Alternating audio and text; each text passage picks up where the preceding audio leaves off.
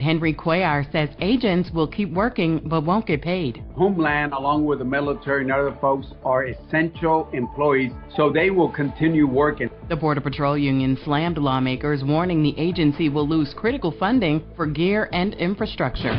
New Orleans officials say crime is down, pushing back on Governor Jeff Landry's call for 1,000 National Guard troops. City leaders say they weren't notified and warned the move could disrupt trust and community policing efforts. The proposed deployment would focus on outreach and infrastructure, not direct crime response. And a 10-foot statue honoring music icon Tina Turner now stands in her hometown of Brownsville, Tennessee. The tribute celebrates her legacy as a Grammy-winning legend and Rock and Roll Hall of Fame inductee. Get BIN News now on demand 24/7 on the iHeartRadio app.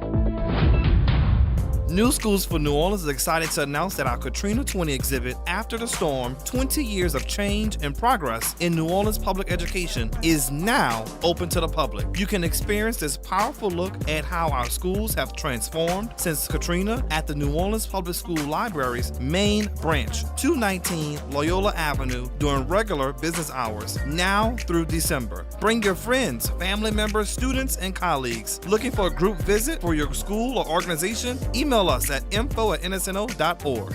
Good morning, wake up. The Good Morning Show. Good morning. On WBOK.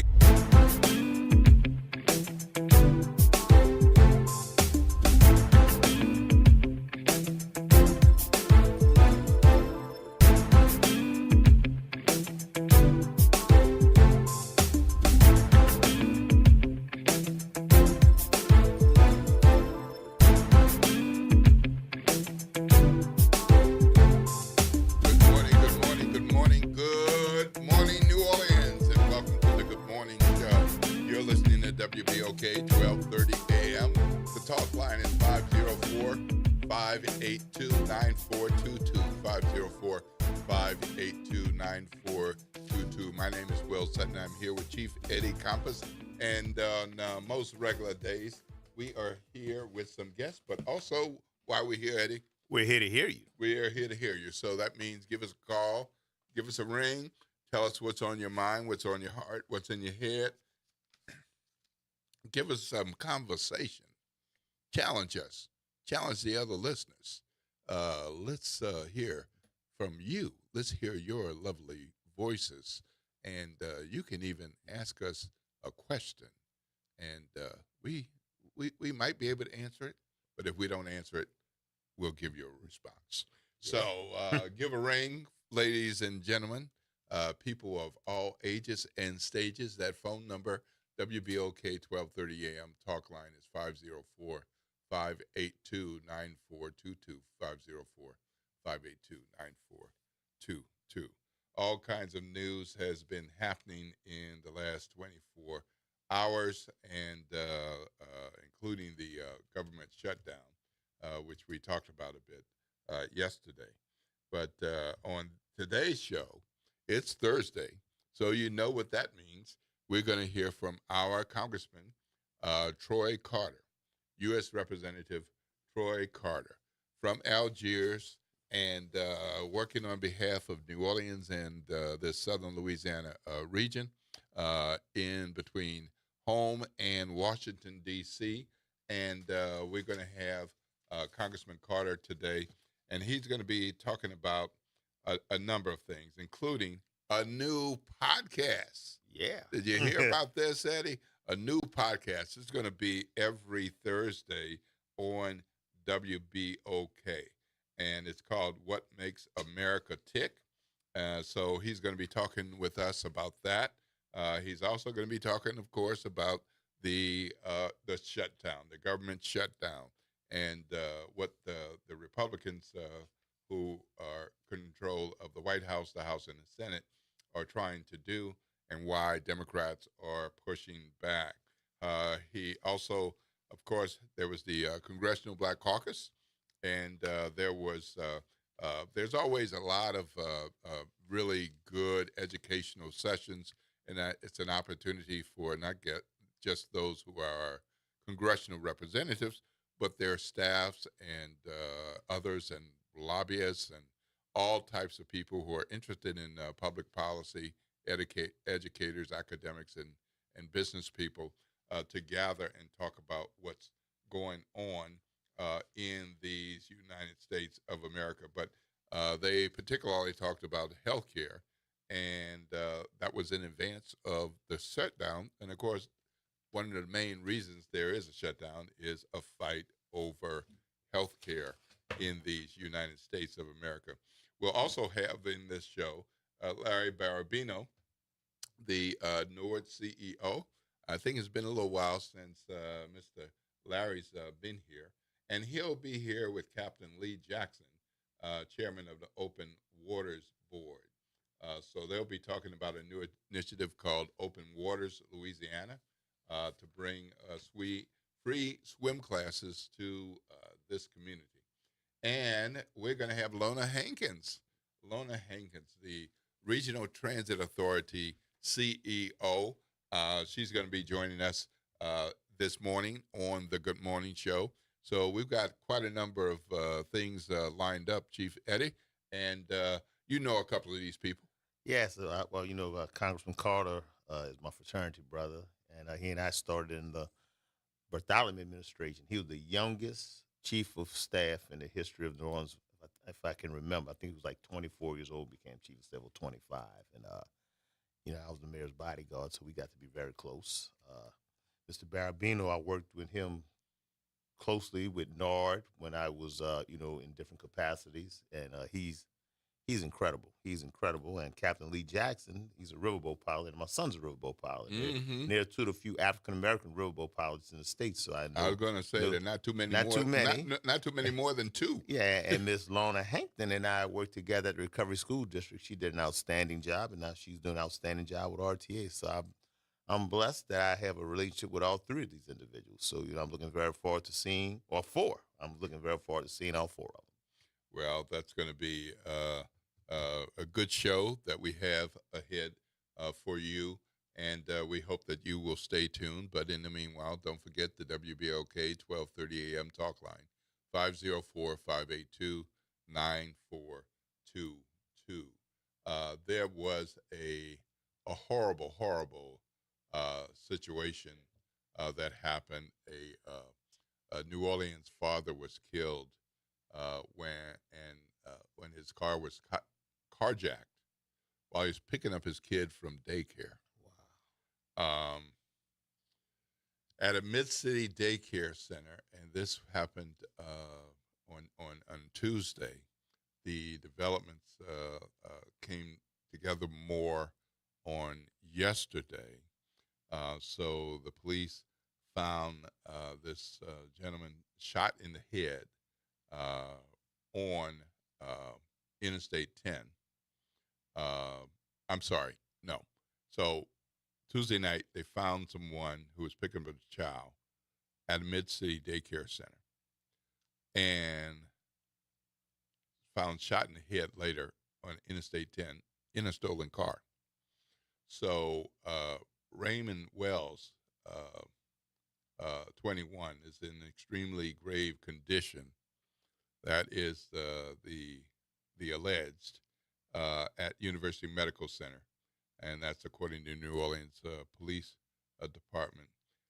He's got a armed guard by him because of the alleged perpetration of this killing, and so it seems like it might be touch and go on his recovery. If he recovers and lives, he would be booked on a first-degree murder charge. First degree. So it might have been a situation with a child being picked up at school, but according to the police, Wells was, quote-unquote, up to something, breaking into cars or engaged in other activity in the 3500 block of Bienville around 5:15 p.m. And a number of people saw him. They were witnesses. They saw casings. Police found casings near the scene. Some cars and other vehicles had gunshots, and it's just a really unfortunate situation. Picking up a child and ending up dead. Yeah, Just really, really sad. well, that just it's kind of like a wake up call, for lack of a better term. That we're doing really well with the murder rate, but things can happen in the blink of an eye, instantaneously. And when something like this happens, it's very sobering. Especially when it's involving a debt, and this individual, you don't know what was on his mind, and you don't know what he was thinking about. But there's definitely another way. There's another way other than resorting to crime. And that's why it's so important that we get these interventions in the schools at an early age to change these individuals' mindsets, be on the proactive end as opposed to the reactive end. There's alternatives to crime out there because it's just such a great tragedy. I mean, this man took the life of somebody who's picking up his child. That child is going to be traumatized. Like, that whole family's going to be traumatized. It's just not him as the individual, committing the crime, but he's affecting the entire community, and he's going to be punished for it, but the punishment does not bring that father back, so that's, what I tell people all the time, you want to put the bad guys in jail, but you want to stop them from being bad guys. Absolutely. That's true success as a society.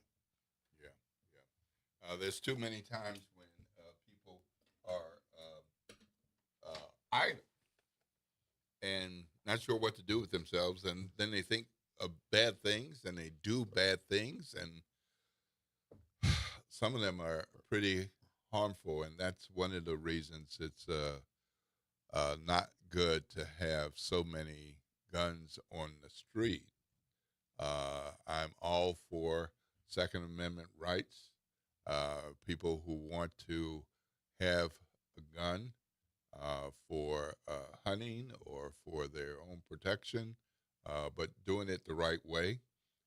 We don't know the circumstances with a gun or guns involved in this situation, but there are too many guns just on the street as opposed to in the hands of good citizens who are doing the right things and being safe with guns. Well, I always espouse a philosophy.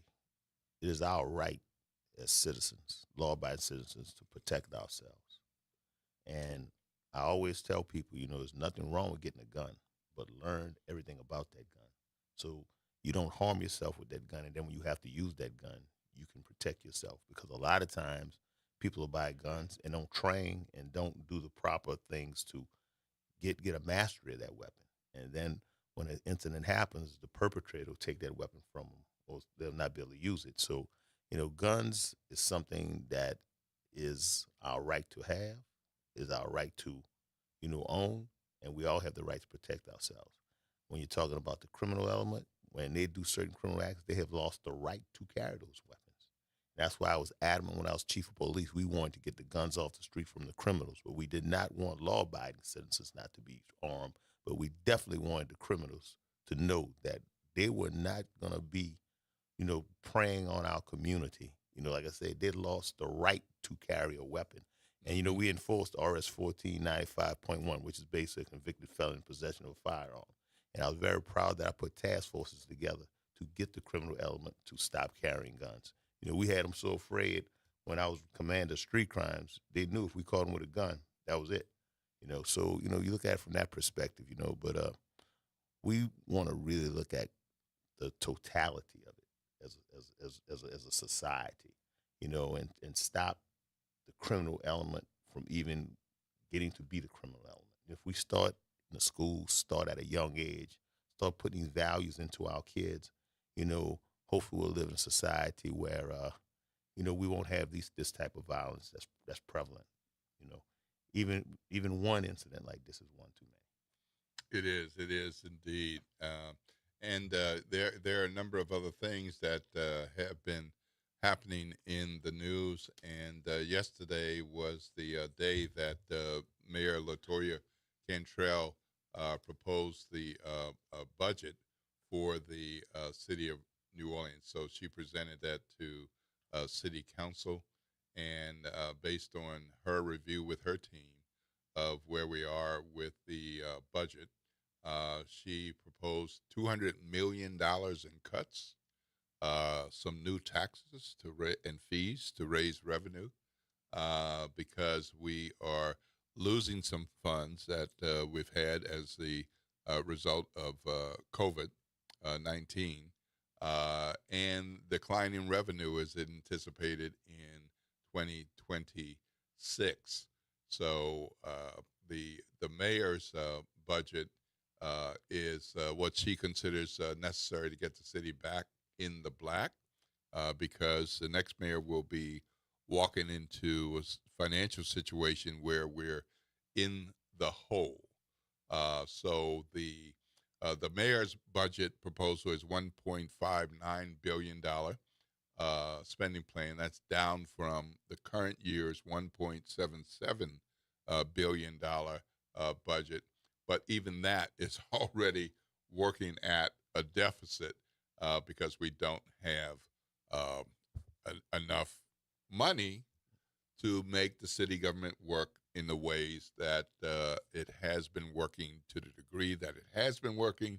And of course, few of us are satisfied with the level of city services at this point. So the mayor said she wants to avoid employee furloughs and layoffs for the remainder of her term.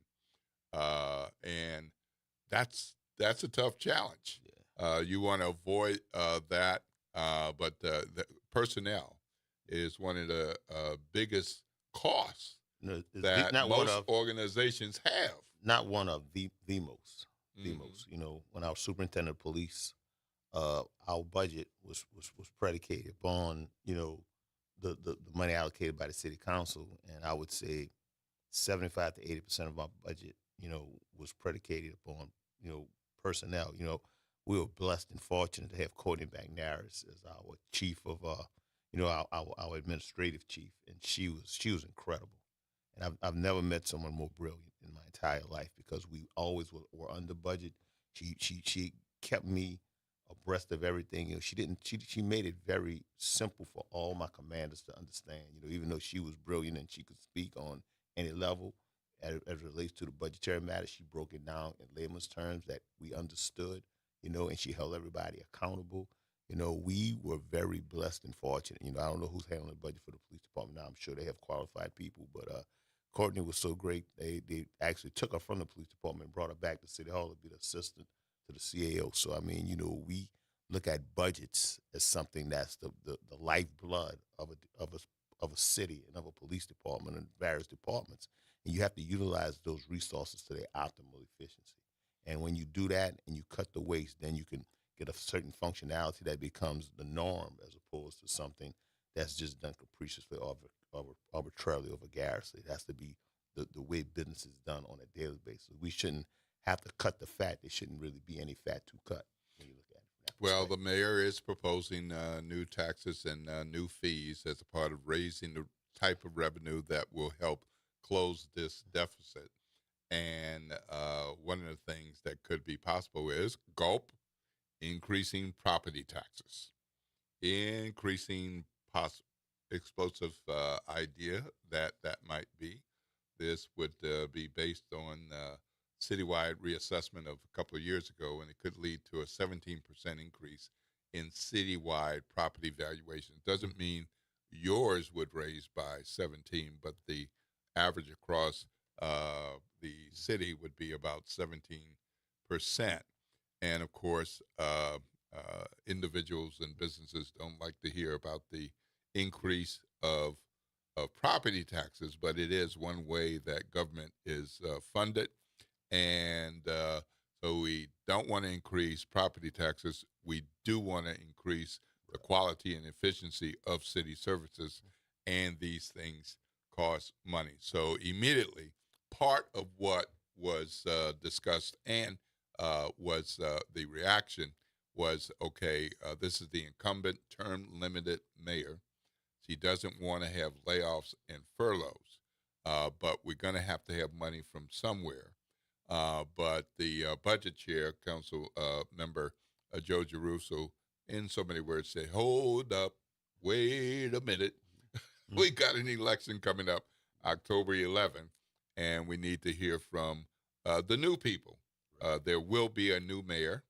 and there will be at least 3 new council members, and so that's in districts A, districts E, and that will be also 1 city council at large seat, which is open, Helena Moreno's seat.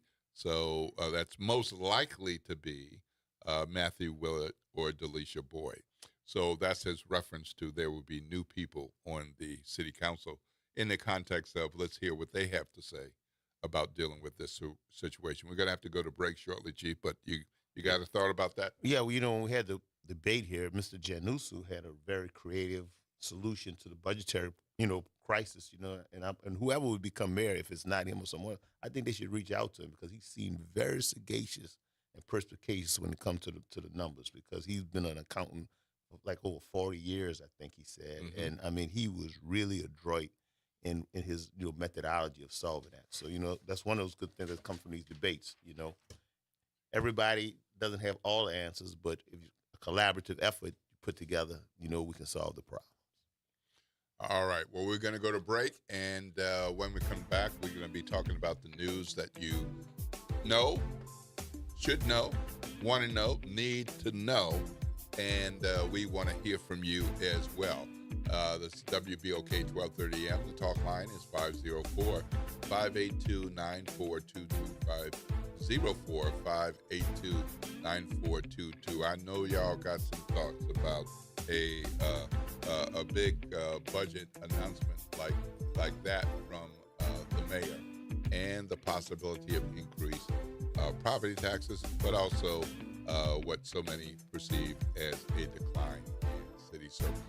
Money's got to come from somewhere, and where is it going to come from? We're going to go to break, and after the break, we expect to hear from our Congressman, Troy Carter. This is WBOK 1230 AM.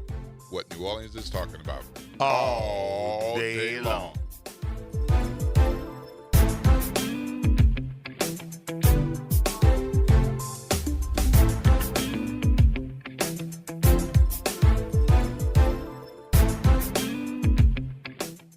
I'm Daryl Forges with WDSU News, and here's your headlines. We now know the victim in a deadly shooting last night in Mid-City, where a father was picking up his kid from daycare. NOPD says the father was found in the parking lot of a Abena House Child Discovery Center on Canal Street. Police say he was carjacked. Officers were able to track down the car on I-10 in Metairie near the Bonneville exit. Police say the suspect was inside with a gunshot wound to the head. If he recovers, he will be booked on first-degree murder. NORD is making sure that our students are fed during the shutdown for the government. So every day from 3 p.m. to 6 p.m. at all NORD rec centers, students 18 and under can show up for a free Kid Cafe meal. This program is in partnership with the Second Harvest, No Kid Hungry, and Share Our Strength effort.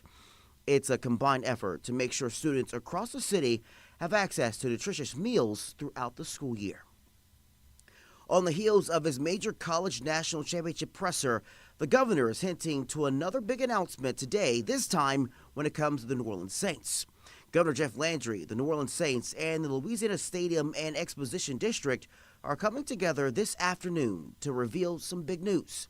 It comes as a long-term lease agreement for the building has been in limbo, and without the deal, the city has not been able to bid on the Super Bowl for 2031.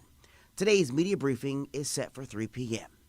I'm Daryl Forges, and that's your headlines for WBOK, and have a great day. This is the Bloomberg Black Business Beat, brought to you by Lowe's.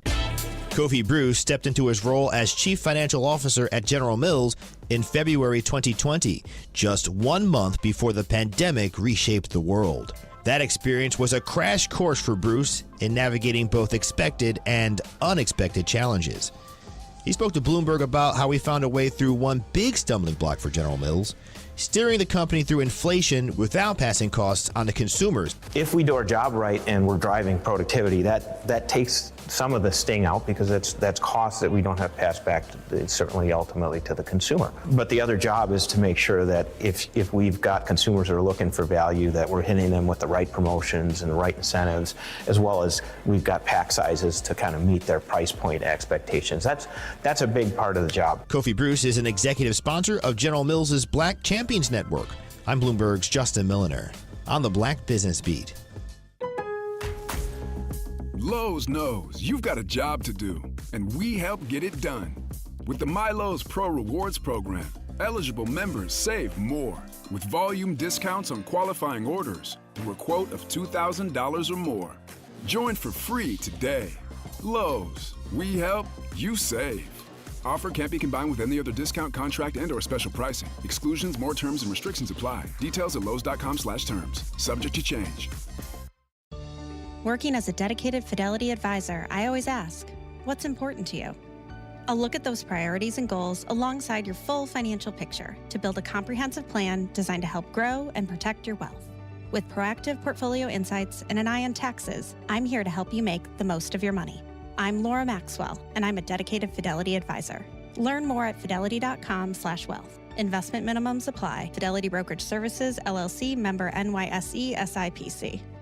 New Orleans, are you ready? A fresh voice in the city is here, bringing you the beats, the culture, and the stories that matter. From local music and food to real talk on what's happening in the streets. We've got you covered. Stay tapped in. Follow us on all platforms at WBOK 1230 for the latest updates and exclusive content. Your city, your culture, your news. Don't just hear about it, be about it. Follow WBOK 1230 now.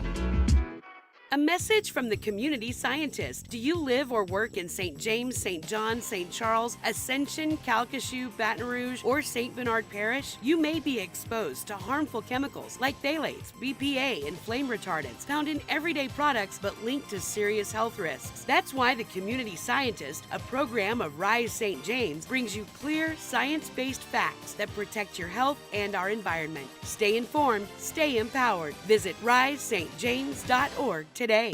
New Orleans is an easy city to love. It shouldn't be a hard place to live. I'm Matthew Willard, born and raised in Gentilly, proud to carry on my family's tradition of public service. In less than 6 years, I passed 36 bills that made a difference. Now I'm running for City Council at Large Division 1 so we can keep living in the city we love. Safe, affordable, and one that gets the job done. New Orleans, let's make it happen. Paid for by the Matthew Willard Campaign. Making a difference in the community. WBOK 1230 AM. Good morning, Wake Up. The Good Morning Show. Good morning. On WBOK.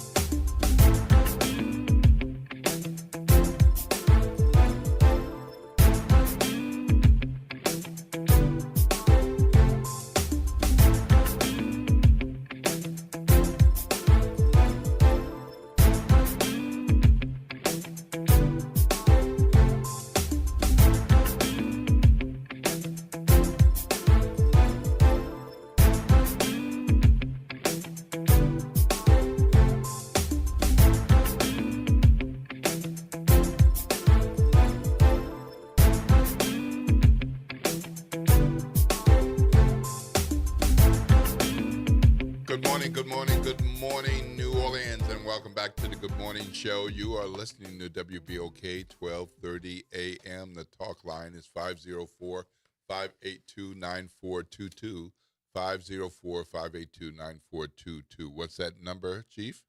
504-582-9422. All right. We'd love to hear from you. Meanwhile, we are talking about some of the news that's going on. News that you need to know, should know, might want to know, or maybe you already know something about it, but we're going to give you a little different twist and some context and all with the news that we provide on the Good Morning Show. Just for instance, I'm not sure many of you all heard about Louisiana State Attorney General Liz Murrill and one of her latest moves. She has joined attorneys general from 13 other states in asking the Trump administration. So these are state attorney generals. They're asking the federal government, Trump administration, to challenge a 2008 U.S. Supreme Court ruling that placed the death penalty off limits for people who were convicted of raping children. So that was a controversial situation back then. It involved a Louisiana man who had been sentenced to death for sexually assaulting his 8-year-old stepdaughter.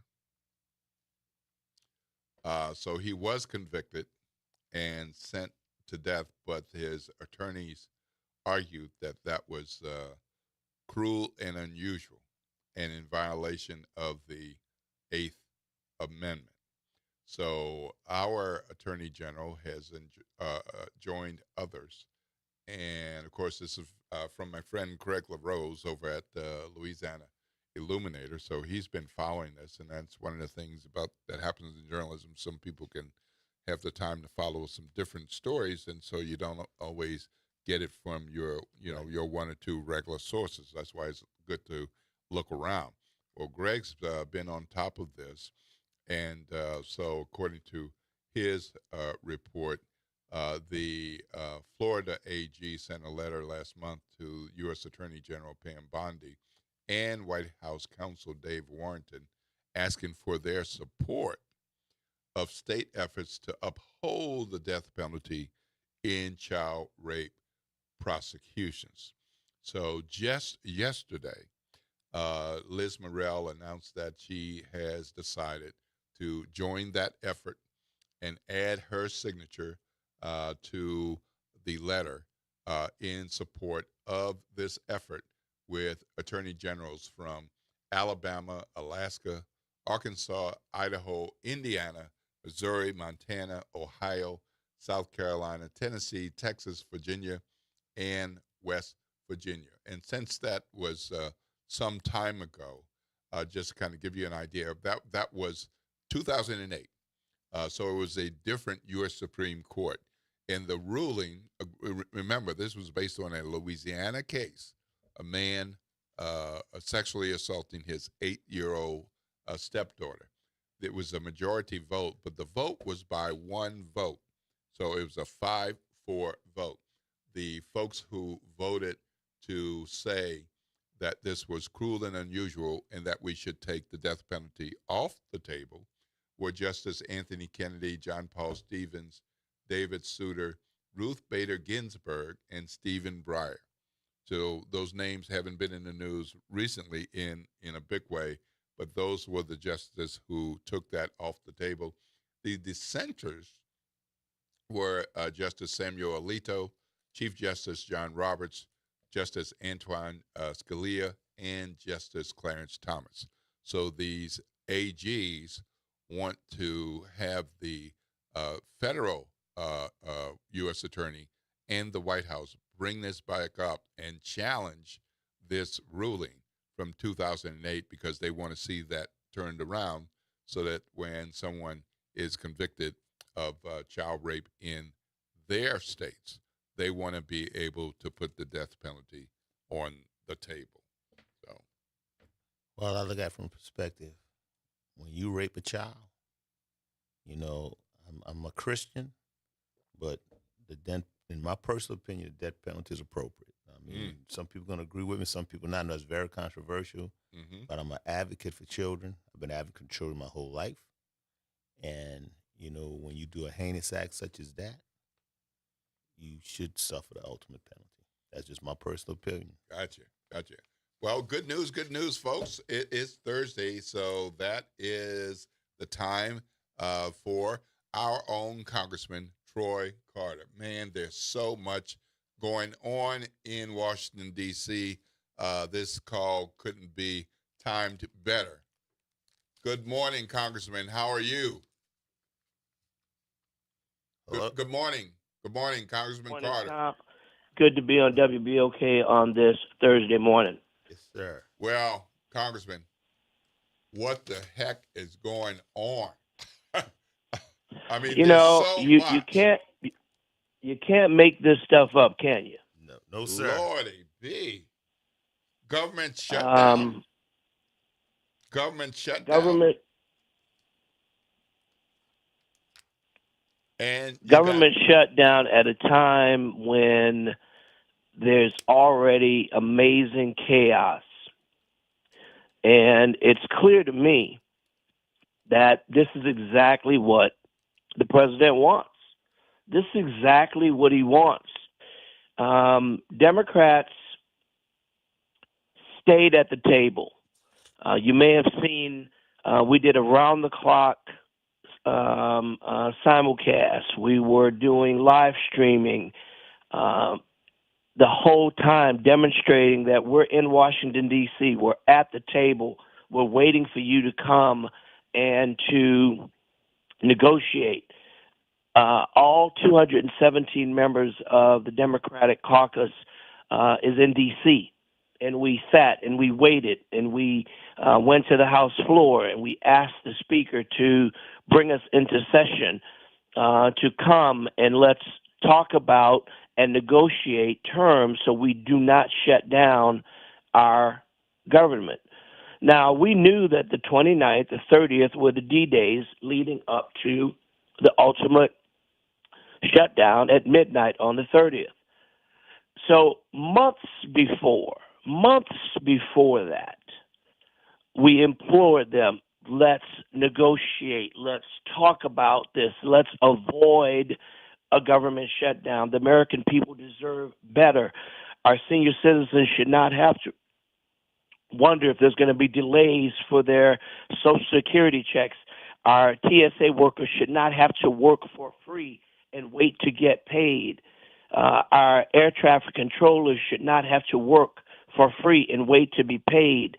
We shouldn't have to wait to determine if the checks are going to be delayed because we have limited workers. We shouldn't have our military wondering if they're going to be able to send money home while they are protecting our flanks abroad. This is ridiculous. This is malfeasance at its highest order to just shut the government down. To shut the government down, it's dereliction of duty. And when people say, and they turn around and try to flip the script and say, the Democrats are shutting down the government. Let me quickly tell you why that's such an incredible joke. Republicans control the House of Representatives. They've got the majority votes. Republicans control the Senate. They've got the majority votes. Republicans control the White House. They've got Donald Trump. If they didn't want to shut down, there wouldn't be a shutdown. Now follow the math. They control the House, they control the Senate, they control the White House. President Trump is trying to do what we will not let him do, and that is to continue to confuse the American people so they stop asking about the Epstein files. So they stop asking about the graft that's going on with Bitcoin. So they stop asking about the failed promises that were made by this president that on day one, the price of eggs and milk and rice and family needs, the price would go down. So people would stop talking about this big, ugly law that's going to kick 17 million people off the rolls of Medicaid. So people will stop focusing on the fact that he said that the war would be over, yet the war has escalated and people are dying in record numbers in Gaza, in Ukraine. Yeah. There's a reason why they want the shutdown. Because they think that we will stop talking about these utter failures, that tariffs have raised the price of everyday living, that our farmers are losing, that people can't afford to live anymore. And, oh, by the way, healthcare continues to become an unreachable need for the people of America. There's a reason why they want this. It's called distraction. As they refer to it, is flood the zone. And we have to be smarter than that. That's why Democrats are on the ground. I'm in Washington, D.C. as we speak, and I am ready to negotiate. Yes, they've closed the government down, but all it takes is us coming back into session, and we can reopen it. It's just that simple. But they have to do it in a way that recognizes we're not just going to roll over and give them what they want. No, we're going to fight them. We're going to roll over and just give Donald Trump what he wants. No, he's going to unlock this health care quagmire, and he's going to make health care affordable for the American people. We're going to negotiate, but we're going to negotiate not as chumps. We're going to negotiate saying this is what the American people need, and we're not going to fold. People didn't send us to Washington to play games. They sent us here to fight for them, and that's what we're doing. Congressman, if I'm not mistaken, and correct me if I'm wrong, but in so many cases with the electorate not getting out the vote, we have a majority Republican U.S. House, a majority Republican U.S. Senate, and we have the Republican in the White House. So there are some limitations to what Democrats can do in Congress. But this is a case where what's needed is a majority vote of 60, and they don't have 60 votes. In the U.S. Senate. Yes. Right. And they don't have those votes. And in the House, they are also short. They need help from the congressional Democrats overall across the House and the Senate push. So the Democrats. Well, in the House, they passed it out of the House. Right. They didn't need our votes in the House. Right, but they want a Democratic support in the House, and they need Democratic support in the Senate to be able to get this through. But what they don't want to do, Will, is they don't want to talk to us. They don't want to negotiate with us. They don't want us to have a say. They expect somehow that we're going to just blindly follow them, disregarding the needs of the American people that we represent, and go along with them because they say so. Well, that dog is never going to hunt. We're not going to ever do that. We're not going to rubber stamp anything that Donald Trump brings to us. We are going to demand that the American people be heard, and that those issues that are important to our communities, particularly as it relates to health care, must be listened to and must be included in the discussion. Chief has a question. Yeah, Councilman. I apologize. That was a long time ago. That's okay. I used to wear that hat. Yeah, Congressman. You know, one thing I looked at. You talked about health care. This political imbroglio is causing 22 million Americans for the insurance rates to raise. That's something they're really not talking about publicly. But you're gonna have 22 million people affected because of this. You want to expound? Well, let me tell you, that's a great point, because also when the government shut down, and I'm glad you mentioned that, because I have a bill to fix that. The National Flood Insurance Program, expired also at midnight on the 30th. Representative Ezell and I, a Republican from Mississippi, my neighboring state, have a bipartisan bill for which I led, along with Mike Ezell, that would have extended the deadline, the expiration for the flood insurance program. We introduced this in April, way in advance, because we anticipated getting to this point where we would be on deadline. All the drama about the government's going to shut down. We got ahead of this. And you know what happened? They never brought it up for a vote. Wow. They never brought it up for a vote. So we were forethinking in that, you know what, man, let's not wait until they get to this foolishness of threatening to hold the American people hostage. And I say threatening to hold the American people hostage. Remember, I mentioned Democrats went to Republican leadership months ago and said, let's not wait until the last minute. And now this notion that their leadership is now saying, well, why won't the Democrats just pass this temporary CR and then we can negotiate next week? No. Why would we continue to kick the can down the road? The American people deserve to have a budget that they can depend on, that they can see, not a week by week. You wouldn't operate your business that way. You wouldn't operate your household that way. You need stability. You need to know that this is going to be in place. This is unfair to our federal workers who are depending on having a job. It's not fair to the people who depend on those federal workers to develop and deliver services to them. It's not fair to our veterans. It's not fair to our military people who are out protecting us to wonder, am I going to get paid? Am I going to be able to send money home to my wife and to my children? or to my husband and their children? Are we going to be able to function? No, it's not fair to operate government that way. That's why I said it's a game. It is a shock and awe. Keep the American people confused so they're not paying attention to all the other stuff that's going on. The National Flood Insurance Program could have been fixed in April when we introduced the extension. We had the vision. We saw this coming. I had a bill to fix it. They never brought it up to vote. So now here we are. 2 days passed. We're on our second day of government shutdown. And that's pretty bad. But guess how easy it is to fix? All right. Speaker Johnson can call us back into session right now, and we can turn it around. Congressman, we have a caller, but let's make sure that we make time for you to talk about the Congressional Black Caucus, things that came there, and the podcast. We definitely want to talk about that. So, yes, absolutely. Hold on for Reverend Wallace. Good morning, Reverend Wallace. You're on with Congressman Troy Carter. Good morning to the listeners. Good morning, Congressman. Good morning, Reverend Wallace. How are you today?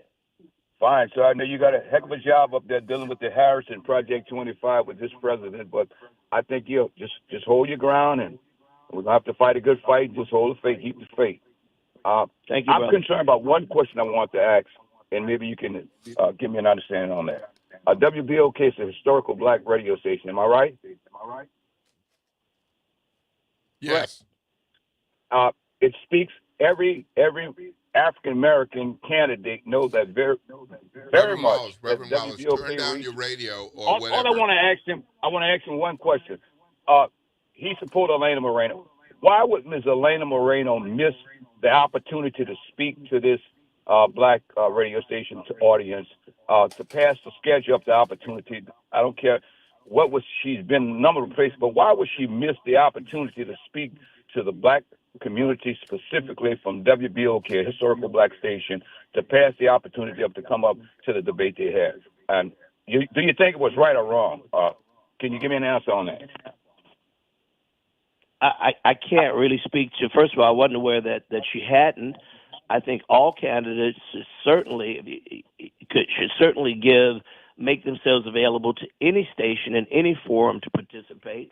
I can't speak to why she didn't or did. I wasn't aware that she was invited. So I don't know why she didn't. If she didn't, not sure why she didn't participate. Don't know what the schedule was. I can't really answer that, Reverend Wallace, but I can answer this. I think everyone should make themselves available to speaking to every audience. Certainly WBOK, which has been an incredible voice in the community, demonstrates its ability to have a wide reach. As to why any candidate did not show up, I can't answer that. I have no idea what people's schedules are. Okay. Can I just say it was just regarding that opportunity? It conveys the wrong thing, not taking us serious, and that's all I was trying to say. Thank you very much. Okay, thank you, Reverend Wallace. Appreciate your call, Congressman. We had a debate on Tuesday morning. The top 4, not 3, but top 4 candidates were invited. We had State Representative Royce Duplessis. We had Council Member Oliver Thomas, and we had CPA Frank Janusa, and City Council Vice President Helena Moreno was invited and declined the invitation. So that's the short of it. Yeah, I can't speak to why. Right. Yeah, just to kind of give you a summary. Listen, things come up. I don't know how. Right. That's right. So that's the summary of that. So let's talk about. I see some other calls will be coming in, but I do want to get to the CBC and the focus on healthcare cuts. So if you can give us some feedback about. Yeah, let me give you. Let me tell you. This is the 54th annual. We just celebrated the 54th annual Congressional Black Caucus Annual Legislative Conference. We have noted experts, thought leaders from every aspect of our community to converge on the nation's capital to be a part of a series of very thoughtful sessions where we have from fireside chats to panel discussions, from health care to education to voting rights. I hosted one that was phenomenal that we commemorated the 30th year anniversary of Hurricane Katrina. We had Norman Robinson as a panelist. We had General Honore as a panelist. We had Jim Clyburn as a panelist, and we had Wendell Pierce as a panelist.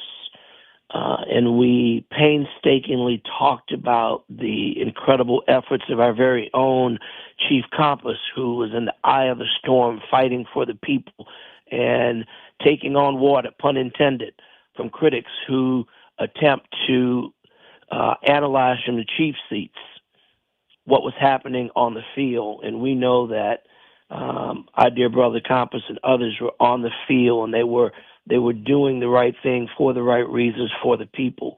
Our General Honore, the beloved General Honore, recounted him jumping off that Black Hawk and telling them to put those damn rifles down, asking them if they're stuck on stupid, that these are citizens, these are not criminals, these are people that are trying to survive in the worst natural disaster to ever hit. Jim Clyburn, who was a member of Congress at the time, who was one of the calm voices telling the United States Congress and Senate that New Orleans was meritorious of being rebuilt, even though there were those who said we shouldn't rebuild it. It's a waste of money. My dear brother, Wendell Pierce, whose family grew up in Pontchartrain Park, who's been a great leader and an incredible point of pride for all of us on Broadway, on television, on the silver screen, told his story of the accounts of Hurricane Katrina. It was powerful. It was a packed, standing room only audience of people. We talked about mental health in different panels. I mentioned that because this is the breadth of what happens at ALC. These panels come together and talk about real issues. My fireside chat was very personal because it talked about things that were very personal to me and very personal to people in Louisiana, and more specifically in New Orleans and the surrounding areas. And to have these noted experts to come to Washington and share their experiences, and to have a packed audience with standing room only, with many people weeping as they heard the stories of loved ones lost, family properties lost. But equally as important is the loss has been the resilience and the commitment and the blessings of God that we've been able to rebound and continue to rebound, but not by accident, but because people worked hard, because there were volunteers, there were first responders, there were medics, there were good people. All right, Congressman, who stood in the gap. And then let me just finish. And then we had, in the midst of all of that, we had all of these various sessions going on, talking about mental health, talking about education, talking about voting rights. It's a beautiful time to come and to identify not just problems. This is where it really gets. Is people coming together saying, I want to be a part of the solution. Demonstrating, as you mentioned a few moments ago, the reason that we don't have the ability to stop things in Congress because they have more votes than we do. We can fix that too, but we got to get to the ballot box. We got to vote. Congressman, let's go ahead and touch on the podcast, and then we got a couple of callers. We'll see how many we can get in. But before we do that, let's go ahead and talk about what makes America tick. Yeah, so listen, just about almost a year ago now, I started a project, created a podcast called What Makes America Tick? And it proposes to ask that question. What Makes America Tick is a podcast that we will air every month initially and ultimately perhaps more frequently, but every month we have thought leaders, we have people from all over the country. We had Senator Cory Booker on. We're going to have the podcast of what we just mentioned from the ALC on the commemoration of the 20th year anniversary. every year, every month, we have different people, noted people from all over the country's leaders. We had the owners of Essence Festival. So it's a big deal to talk about what makes America tick. But here's the even bigger deal. It will exclusively be aired on WBOK and WBOK's new sister station, the FM brand, which will give everyone an opportunity to hear the podcast in real time on WBOK and its FM sister station, our brother station. I'm not sure how you guys are calling it, but it will be an opportunity that you will hear and be a part of the discussion of what makes America tick. All right, wonderful. We're really looking forward to that. That's exciting news. Let's take a call before I know you got to move on to other things. Good morning, Reverend Calhoun. You're on with Congressman Carter. Good morning to all. Congressman, I would like for you to reflect on the call and the cost of bringing all the military leadership into one spot. For my lack of understanding, to tell them what's being changed now in terms of how they will identify leadership. I'd like to hear what your real take, or what do you truly understand about, because to me that's unprecedented, to bring all your leadership into one spot at one time for no apparent purpose other than to say that what they're not going to tolerate under this administration. So I'm going to hang up and listen, because I would just like to hear how you reflected on that. All right, Congressman, let's get your answer to that, and we'll try to get in one more call if we can. If not, then I know you got to go. Reverend Calhoun, you as always bring a very important point to light. And for those who may not have heard or know exactly what the Reverend's talking about, our Secretary of now Secretary of War, as they've changed the name, God forbid, Secretary Hedgepeth has yesterday called in all of the top brass and the armed forces and had most of us think, a very weird, obnoxious meeting where it was a strange gathering, an unprecedented gathering, where the secretary kind of went off and started talking about the new rules and regulations, and talked about fat soldiers, and talked about women in battle, and talked about gays and transgenders, and it was one of the most bizarre things that many have ever heard. There people are talking, and Rev, I don't know how to describe what the heck that was, other than it was weird. It was an affront to most Americans who found it offensive, and it questions what many of us has questioned: is what are they trying to do? It appears again that there's some effort to have a pledge to President Trump and not to our Constitution, and it's frightening at best. Okay, all right. You got time? And I'm happy to take. You want to take another call? One call? Okay, one call. Okay. Good morning, DJ. You're on with Congressman Carter. Good morning, gentlemen. I just had a quick question. I'll let you go, Congressman. I want to piggyback on the other caller that talked about Helena Moreno. Now, I was under the impression that you and OT were, you all kind of went back in the day. You all were good buddies. And I'm just wondering, what is it that you saw in Helena Moreno that you did not see in OT? And if he was missing something with regards to his plan and vision for the city, why could you then just step in and help him out with that vision for him to be the better candidate instead of endorsing Helena Moreno? I'll hang up and listen. DJ, I'm happy to answer your question. And you're right. OT and I go way back. We go back as young staffers at City Hall. We both serve on the city council together. I consider him a friend.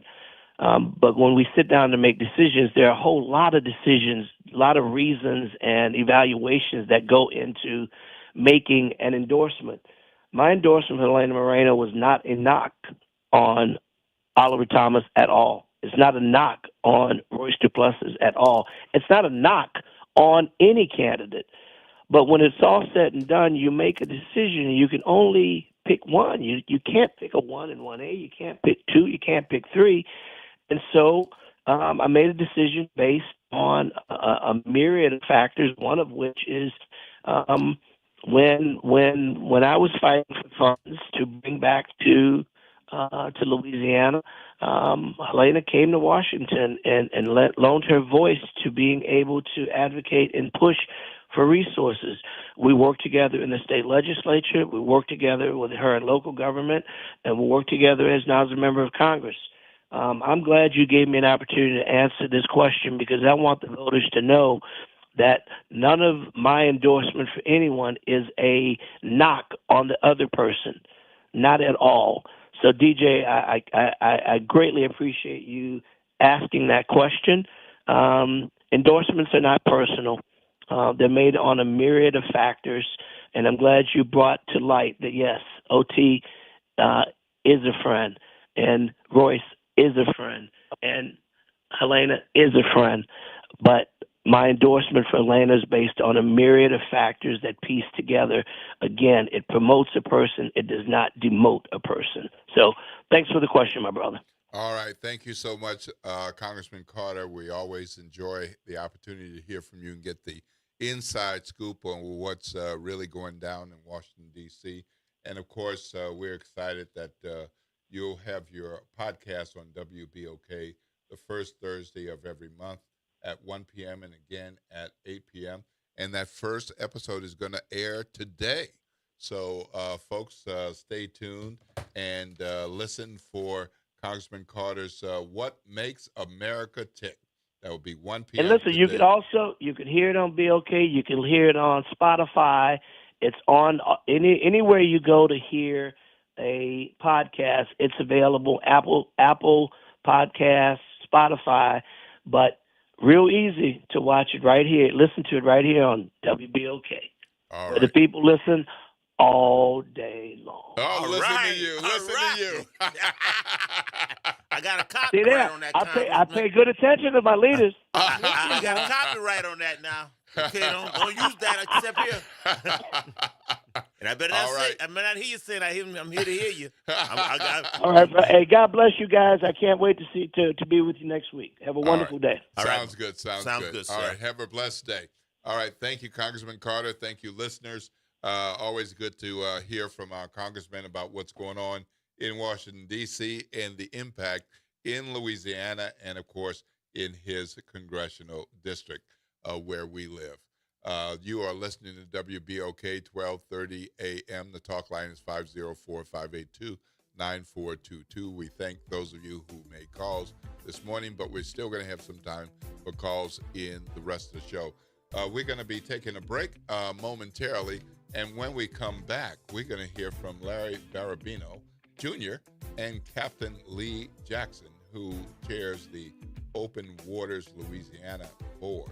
Exciting new project between NORD and Open Waters Louisiana to bring free swim lessons to our communities. That's going to be right after the break. You're listening to WBOK 1230 AM. What New Orleans is talking about all day long.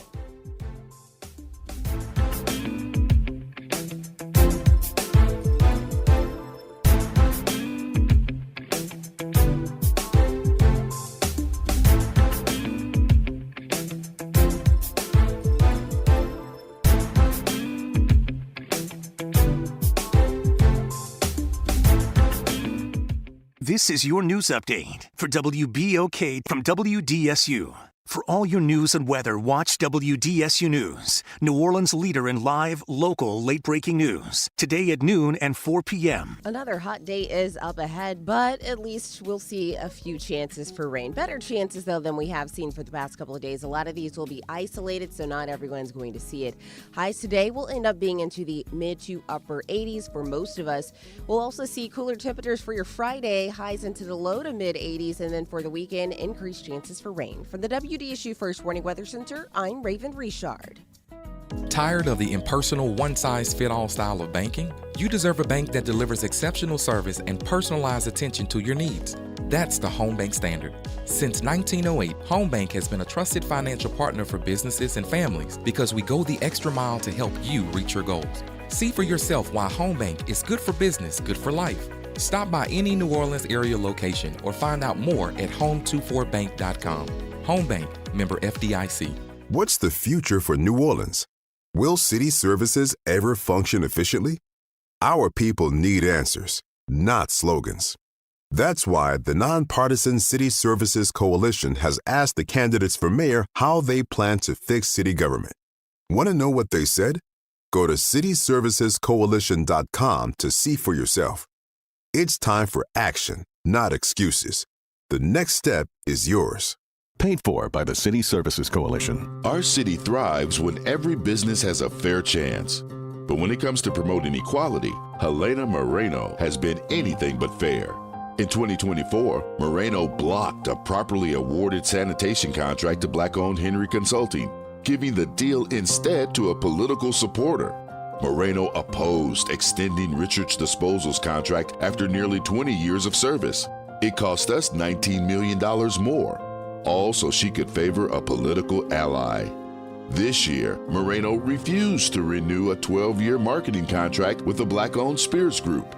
Moreno even refused permits for 4 Black-owned restaurants to locate in New Orleans East. And when one of the city's most transformative projects went to a vote, Moreno refused to fund the city's share of the 50% Black-owned Bayou Phoenix development. There's a warning. Moreno plays politics. Our city pays the price. Paid for by People for a Better New Orleans PAC. Michelle Woodfork is New Orleans born and raised. She walked the same streets we do. She's a proud graduate of St. Mary's Academy and a career public servant who rose through the ranks to become chief of police. She earned a master's in criminal justice, reduced crime, rebuilt morale, and brought in new officers committed to serving this city. This isn't a stepping stone. It's home.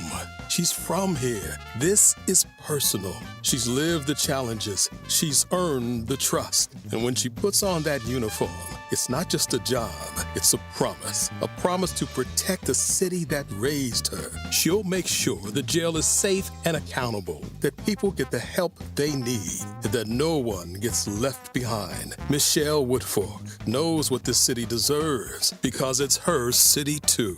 Michelle Woodfork, the right choice. Paid for by Michelle Woodfork for sure.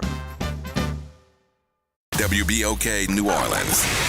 Home of the Good Morning Show, 7 to 9 a.m. weekdays. This news report is brought to you by New Schools for New Orleans.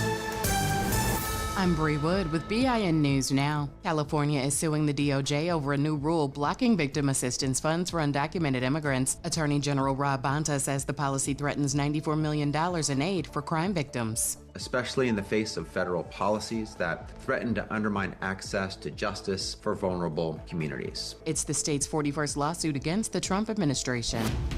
The Des Moines School Board has accepted Superintendent Ian Roberts' resignation after ICE detained him for lacking work authorization in Iowa. Roberts is originally from Guyana. State Republicans are now investigating how he was hired. And Black So You Think You Can Dance Season 4 winner Joshua Allen has died at the age of 36. It's been revealed that he was struck and killed by a train in Texas. His family has confirmed his death and is requesting privacy at this time. Get BIN News Now on demand 24/7 on the iHeartRadio app. New Schools for New Orleans is excited to announce that our Katrina 20 exhibit, After the Storm, 20 Years of Change and Progress in New Orleans Public Education, is now open to the public. You can experience this powerful look at how our schools have transformed since Katrina at the New Orleans Public School Library's main branch, 219 Loyola Avenue, during regular business hours, now through December. Bring your friends, family members, students, and colleagues. Looking for a group visit for your school or organization? Email us at info@nsno.org. Good morning, wake up. The Good Morning Show. Good morning. On WBOK.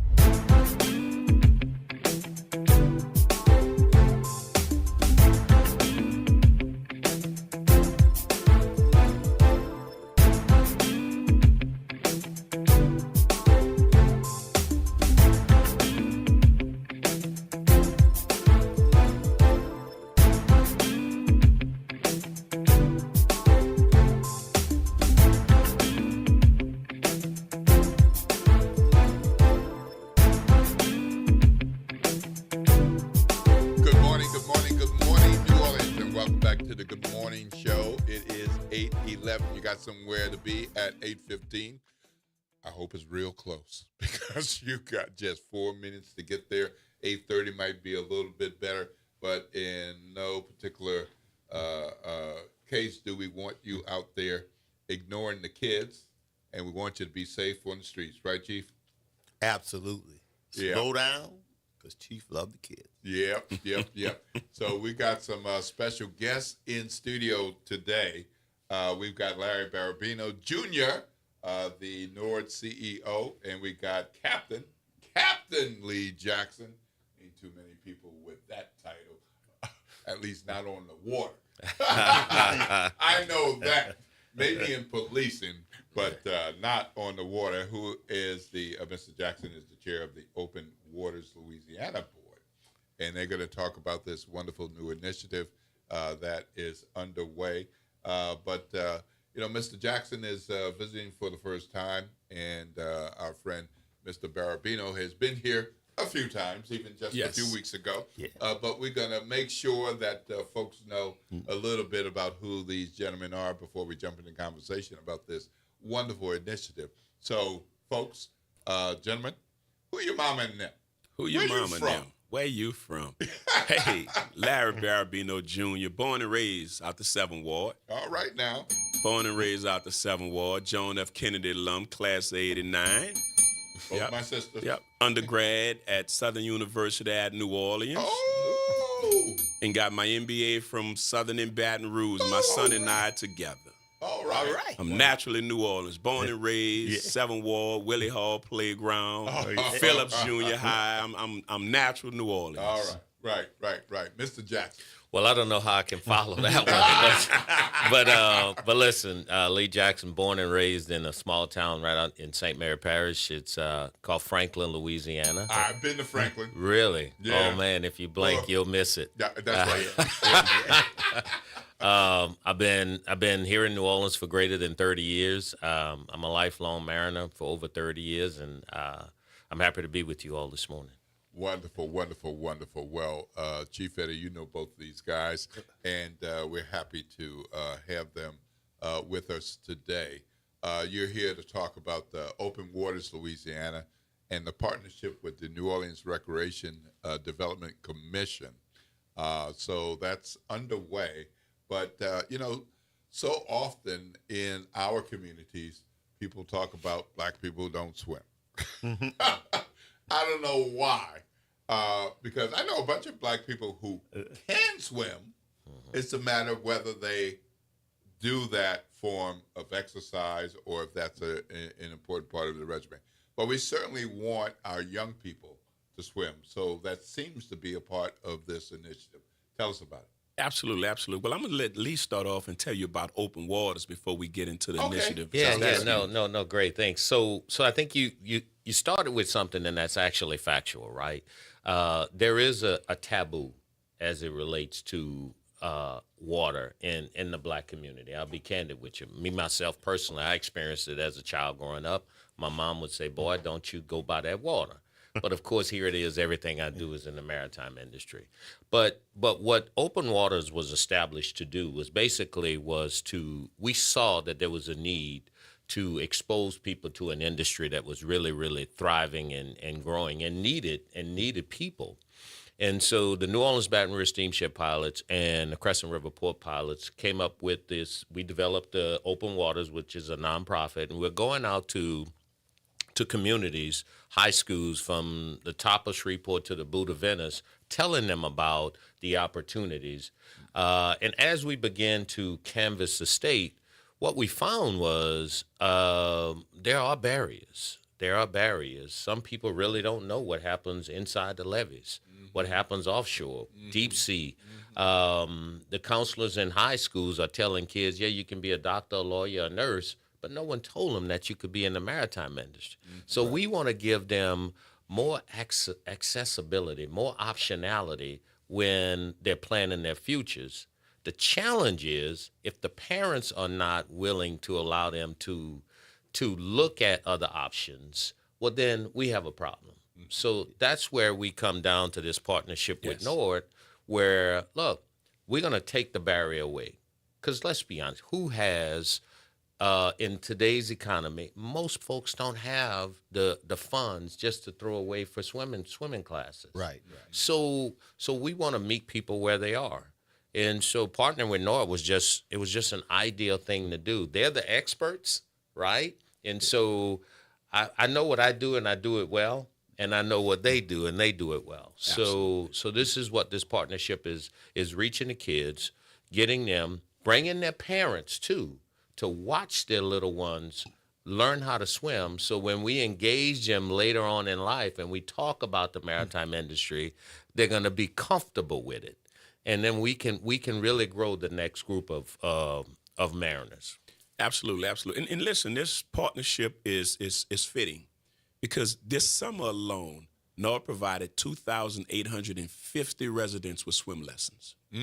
That's a good number. With swim lessons. They don't talk about the numbers and the great things that NORD do, because everyone talks about what's going on at the football field, what's going on at the baseball field. But with 14 swimming pools that we opened this summer, we provided 2,850 swim lessons. And that's not just kids, because that's kids, that's family members, that's adults and seniors. But one thing about this city of New Orleans, as we know, and we learned so intimately during Hurricane Katrina, is we're surrounded by water. The city is surrounded by water. And as a kid, each individual swimming pool, when I grew up, my neighborhood had its own swim team. We raced to the swimming pool every day, and the way you was able to have extra time in the pool was to be on a swim team, right? But one of the key things about it is today you don't have those kids racing to the pools. You don't have a lot of the parents that don't know how to swim. Well, this partnership is fitting because there's two things about it. We're continuing to do what we do at no cost, which is provide free water safety instructions, free swim lessons to our kids and family members, but also we get to introduce inner city kids to the maritime industry. When I was a young kid growing up in the St. Bernard Housing Project, and I'm going to put this guy's name out there. This guy's name is Perry Alexis. We were sitting on a porch in the St. Bernard Housing Project, and Perry said, man, I'm going to work on a river. I'm going to work on a tugboat. And I looked at him and was like, how you get to do that? Yeah, right. Who told you about that, right? He was the first person that ever told me about going work on a tugboat, going to work on the river, going to work on as a pilot. And I'm like, who's letting you do that? Yeah. And today he's a professional in that field, is a staunch entrepreneur and other things, but he made his living doing that. And so when this partnership came to the table, the first person I thought about was Perry Alexis. Yeah. Wonderful. Well, NORD's doing great things. I took advantage of those swim lessons and aerobics classes because I've learned to swim late in life. And I made sure all my kids were expert swimmers. Coach Shannon taught all my kids how to swim.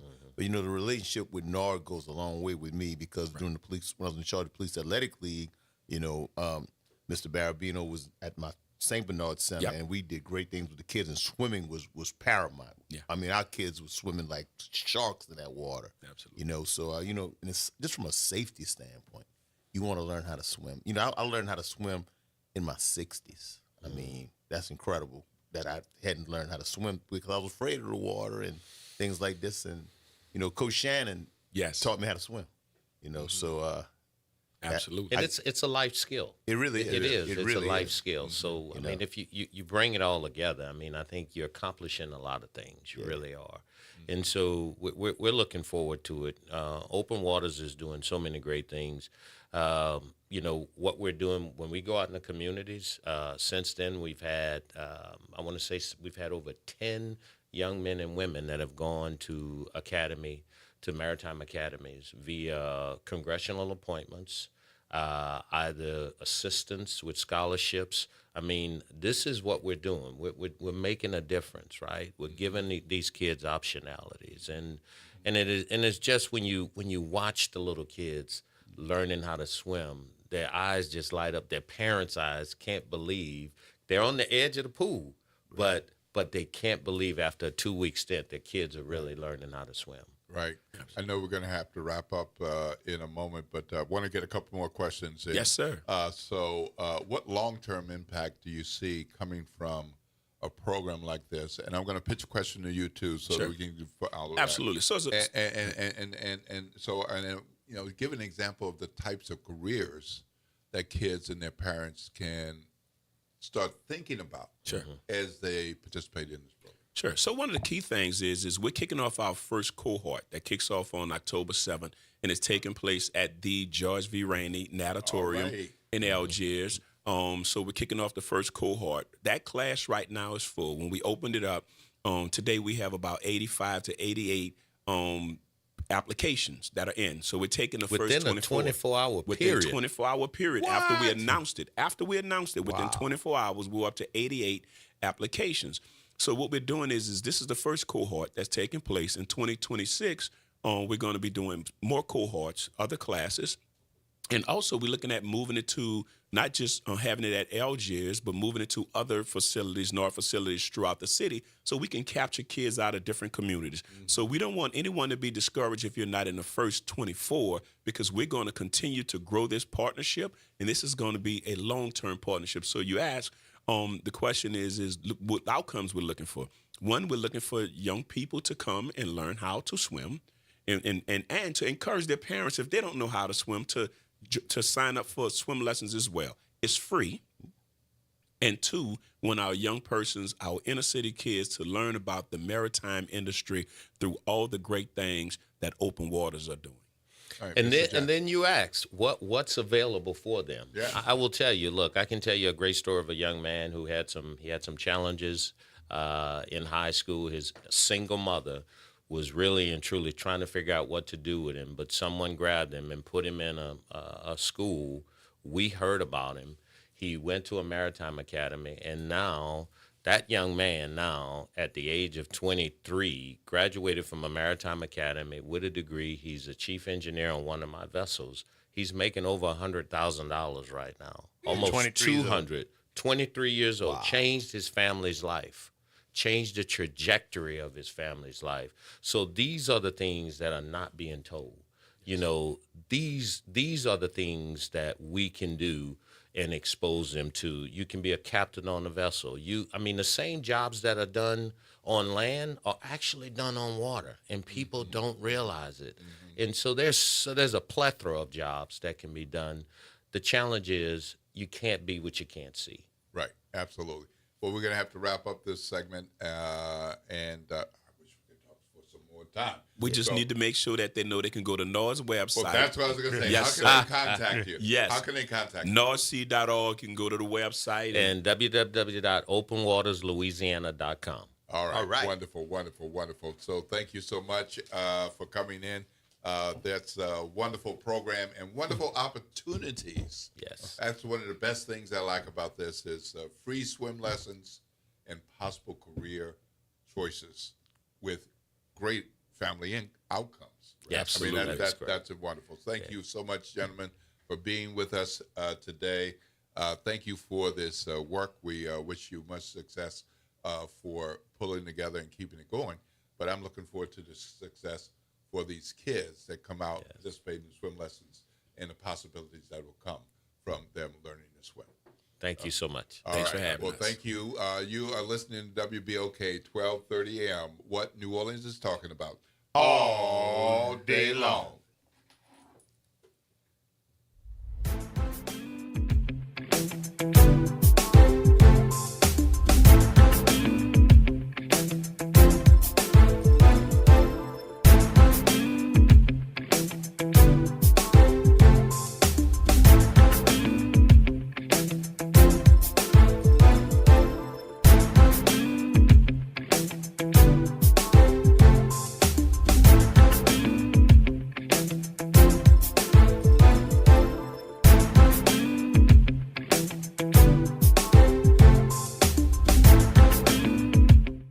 Hello, friend. Tavis Smiley here with a special announcement. You can catch my show at a new time, weekdays from 1 p.m. to 4 p.m. Same great topics, same great guests, same great conversations, just a little earlier in the day. It's Tavis Smiley, weekdays 1 to 4 p.m. only on WBOK 1230 AM, what New Orleans is talking about.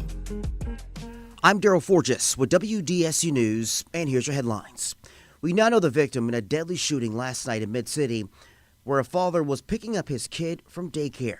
NOPD says the father was found in the parking lot of a Abena House Child Discovery Center on Canal Street. Police say he was carjacked. Officers were able to track down the car on I-10 in Metairie near the Bonneville exit. Police say the suspect was inside with a gunshot wound to the head. If he recovers, he will be booked on first-degree murder. NORD is making sure that our students are fed during the shutdown for the government. So every day from 3 p.m. to 6 p.m. at all NORD rec centers, students 18 and under can show up for a free Kid Cafe meal. This program is in partnership with the Second Harvest, No Kid Hungry, and Share Our Strength effort. It's a combined effort to make sure students across the city have access to nutritious meals throughout the school year. On the heels of his major college national championship presser, the governor is hinting to another big announcement today, this time when it comes to the New Orleans Saints. Governor Jeff Landry, the New Orleans Saints, and the Louisiana Stadium and Exposition District are coming together this afternoon to reveal some big news.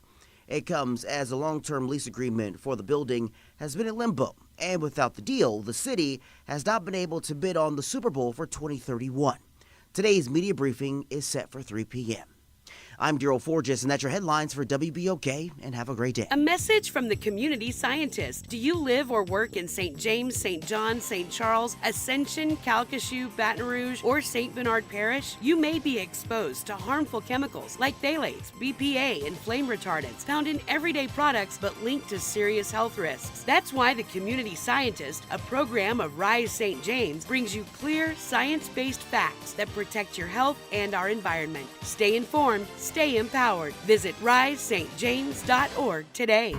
Hi, this is Arnie Filko. Let's elevate every Tuesday through Thursday from 6 to 7 o'clock p.m. as we discuss the community, the country, and the world, from politics to current events to sports. We look forward to your input and continuing the quality programming on your community station, WBOK. Join Carrie and I every Tuesday through Thursday, 6 to 7 o'clock p.m. on Elevated Conversations, the Arnie and Carrie Show. See you soon.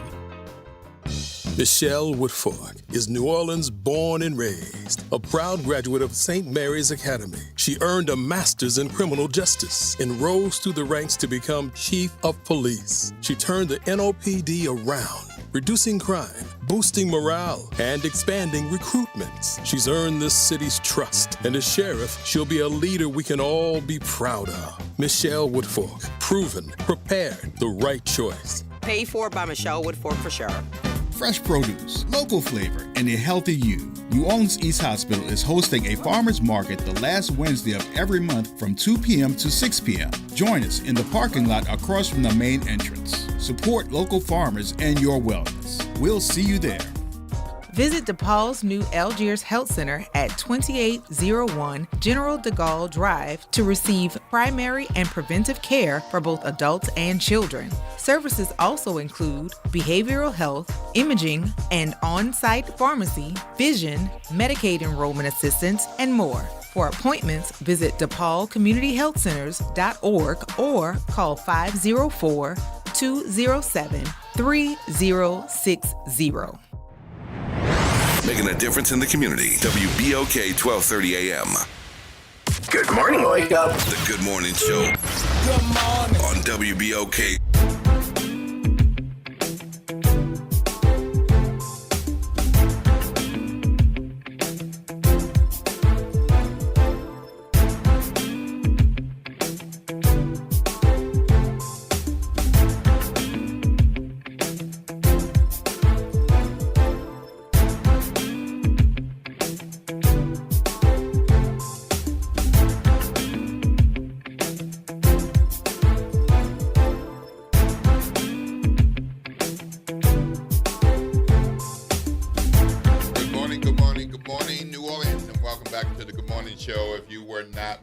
You missed Larry Barabino Jr., the NORD CEO, and Captain Lee Jackson, the chairman of the Open Waters Louisiana Board. Exciting initiative with teaching young kids and parents how to swim. They got a new initiative launching in just a few weeks, and the thing was overloaded with applications in the first 24 hours. But don't fear, so they already see the interest, and they're trying to work on how they can get another cohort going. But meanwhile, we've got another wonderful guest coming in today. Actually, she's here, Lona Hankins, the CEO of our RTA. And you've been here before, but you haven't seen this setup. Yeah, this is new. Uh-huh. We changed things up for the mayoral debate on Tuesday, and people kind of like it. So we're like, let's try it out for a week or so and see how it goes. So, yeah, I like it. Yeah, so you're a home girl. Yes, I am. Just remind people a little bit about who your mama and them and where you went to high school and, those New Orleans things. So my mama and them, my daddy had a shoe shop on Magazine Street, Edward Shoe Service. My mother was a New Orleans high school PE teacher. She taught all over, but the longest she taught at was Walter L. Coyne. She came to Xavier, met her husband. I went to Dominican and then went to Southern to get my degree in mechanical engineering. Very cool, very cool. All right. How'd you get on this path to get into public transportation? Because you've had some pretty important and impressive other jobs where you face challenges and trying to work on things to make things better. And then you end up here. So I guess my path is a non-traditional path, right? I worked in the private sector for almost 20 years and Katrina, right? And I had a case of survivors, self-diagnosed survivor's guilt, right? I lived, my home was minimally damaged. I lost the painful stuff, the car, all my family was good. But I woke up one day and said, listen, you have all this private sector skills. You should use it to contribute to rebuilding the city. And so that whoever, God put that in my heart, and I just sought to do that. And so in 2007, after I stalked Superintendent Pasternak to get hired to do the job, I worked for 11 years rebuilding the public school system, so the physical buildings. So I managed the $2 billion FEMA settlement, negotiated the $2 billion FEMA settlement, and made sure that all of the money went to where it was supposed to go. And we built and rebuilt or renovated 40 public schools in the city and refurbished dozens of others. And so somehow or another, I dipped out, went to the private sector, and found myself at a meeting with the then the CEO of the RTA, the newly appointed CEO, and I gave him some free advice. And he looked at me and was like, yeah, okay. We need more of this. He actually called me and he asked me if I knew someone, if he could solve those problems, would I know of anybody? And again, another moment, it was like, you just built all these beautiful buildings for the children, but mom's stuck on the bus and can't read to her baby, so you got more work to do. And moved my way through the entity and decided, I'll take my shot at trying to be the CEO. Wonderful. Well, we've got some exciting things to talk about this morning, but I know Chief Eddie has some background. Yeah, we both took a very circuitous route to be together because Pasternak hired us both at the exact same time. Yeah. He put me in charge of security, and he put you in charge of that, and I worked with you hand in hand, and I can tell the listeners, you are one of the most brilliant people I have ever worked with. And I remember when we were actually building the schools, I spoke to you about my expertise, crime prevention through environmental design, and we put some environmental factors in place with many of the schools to safeguard the school and target harm. And Chief, you should know that I've taken that to the RTA. So as we are designing new buildings and better stops, one, the team went and got training, and two, we are incorporating that into our selection process, making sure that they are doing that because it's universal, right? How do we make sure through passive design the buildings make the community safe? Yeah, I remember. I can't take the credit for that. That was Mark Morial doing when I was doing community policing, when we were doing that, the community policing aspect in the Ivoryville and Lafitte. And I'm not an architect, but I'm a law enforcement professional, and I studied a lot about it. And then we were able to bring that to the Recovery School District. Like I said, I watched you. I mean, like I said, you're brilliant. Thank you. Really are. Appreciate that. All right, so let's talk about RTA's Roll to the Polls campaign. What's that about? I'm super excited about this. In 2020, our team relooked at the fair policy, and part of that, they allowed us to do free fares on election days. When the constitutional amendments was happening last fall, we decided to go a step further, and not just on election day. Let's do it also on the 2 early voting Saturdays. So we did it last Saturday. Wonderful. And we're doing it again this Saturday, and then actually on election day. And that day, you don't have to show proof of anything. Fares are dismissed for everybody, and you just hop on the bus. Just hop on the bus. Hop on the bus. And go vote. Go vote. Go vote. It's the most important thing. Go vote. Go vote. So free fares on last Saturday. It's coming Saturday. And then on Election Day, October 11th. Yep. And when there's a runoff, it'll repeat itself. Wow. And I do want to note that she said when there is a runoff, because let me tell you, I have a big, bold prediction. There will be a runoff. We're looking at all these races, and I have to tell you, with the races that I'm watching, there's going to be a runoff.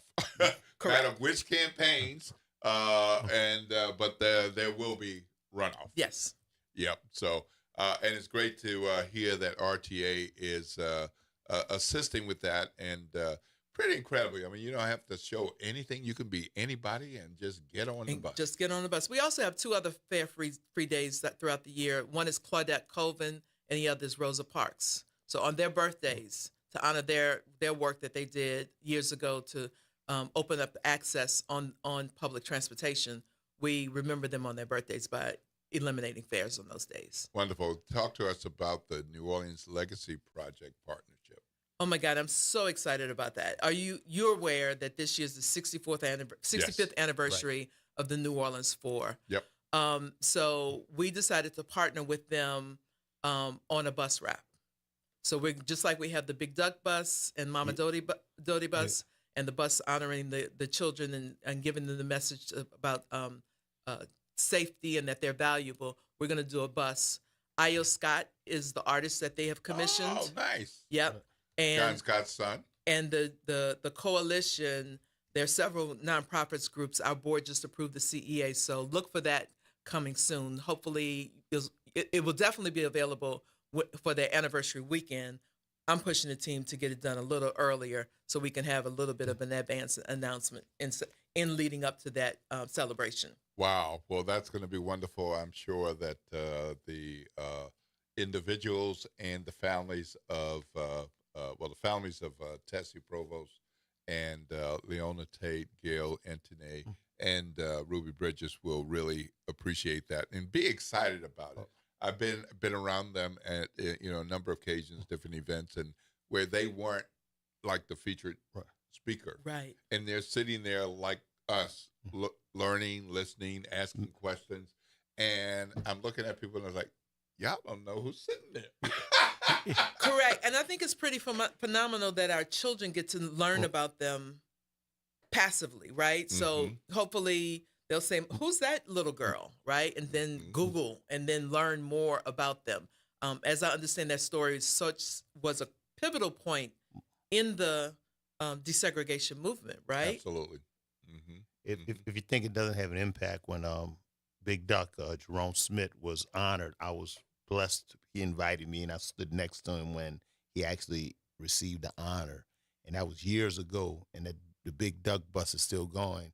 And kids are actually learning about him because of that. And he was a great, great man as far as the civil rights movement, And, when you can educate our kids and you can educate our community on these great people who have come before us and have basically set the foundation for what we enjoy now, it's just a blessing. It's just a blessing. Yeah, for me, I knew about Big Duck, but I didn't know about Mama Dodie. Right. And so seeing her image, and I was like, wait, who is this lady? What did she do? Right. Oh, wow. Right. So she was the backbone of the movement, and she Right. she was the one who was keeping them all together. Yes. Right. Yeah. Right. Yeah. I mean, that's one of the wonderful things about public transportation, buses in particular, because of their size. Right. You can communicate messages that, you might see it on a billboard, but you have to kind of be traveling that particular route. But the buses like move around these routes that are not just 2-3 blocks, and then or you're on the interstate and then you're off on the exit, and they're moving around, so you can see them coming when you're getting on the bus, when you get off the bus, when somebody's meeting you at the bus stop, or you're just driving. Maybe you never even get on a bus, and you're going to see it. You can't help but look, and learn something because you see what's on these big, huge wraps. Yeah, that Art on Bus program is something we would love to grow. So put more artwork on our bus. Yeah, that's wonderful. So you also have an update on the Algiers Ferry Terminal renovation project. So let me just segue into that by telling you that I have 4 friends from North Carolina, and the first thing they did on day one was to buy a Jazzy Pass. That's right. So they could just move around the city, move around the area, and go where they want to go with their Jazzy Passes. And one of their favorite things was getting on the Algiers Ferry. Yes. But they had one complaint. It was too short. Yeah. Too short a ride. They were enjoying themselves, and all of a sudden they're there. Remember back in the day, our parents used to have us ride the ferry as a staycation. At least my mom did, right? But the Algiers Ferry Terminal project, so we have, we built the new Canal Street Ferry Terminal project, and that's a brand new building, and we were able to secure federal funds, close to $8 million, $9 million of federal funds to renovate the Algiers Ferry Terminal. You may recall the terminal was originally built to be for service cars and pedestrians. So since now we're just only operating pedestrian, we've designed the renovation with that in mind. So how do we truly serve pedestrians? And making the walkway safer, covered walkway. The building will be more ADA accessible. Right now, the ramp is around the side. It was an afterthought, right? So, how do we open up the building for community use? And so our board approved that contract. We are in the final stages of signing it and doing the paperwork that you have to do. But come soon, in the next 60 to 90 days, the contractor should be mobilizing. And we think that construction work will take about a year and a half. And then they will have a new beautiful building on the Algiers side as well. Wonderful. So that work is expected to start about when? We anticipate the contractor mobilizing. So we're in October now. If not before Christmas, is immediately after. The work should be up and started. Then about 18 to 24 months after that. Yes. Up and going. Up and going. All right. So what's that going to look like while construction is underway? Will people still be able to use the ferry? They'll still be able to use the ferry. We'll make sure that their pedestrian side is safe, and they'll like the construction that's happening on this campus. The protections for the students will have those similar types of protections for the pedestrian and the general public. Yes. All right. And you got Universal Accessibility Study and Survey coming up. So we are in the middle of doing that You're right now. in the middle of it. In the middle, we had we have a monthly Writers Advisory Committee meeting where we invite the public and we hear the good, the bad, and the ugly of our service.